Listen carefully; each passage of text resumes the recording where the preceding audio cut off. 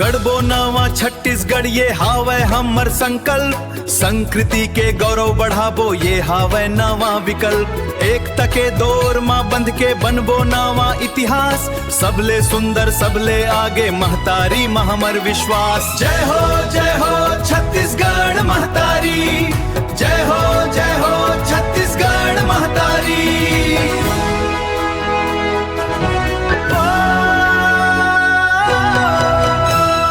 हमर धरती सोना उगले फासल लहराए, हमर किसन के मेहनत सबको भाए।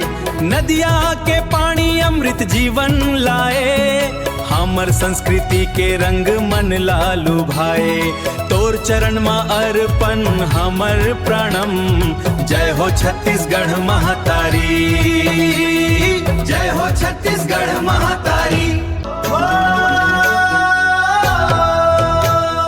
हमर माटी सोना उगले, हमर किसन झन झन जिए। धन के कोरा लहरावे जी, भनवर परे मन गाए जी। जय हो छत्तीसगढ़ महतारी, जय हो छत्तीसगढ़ महतारी।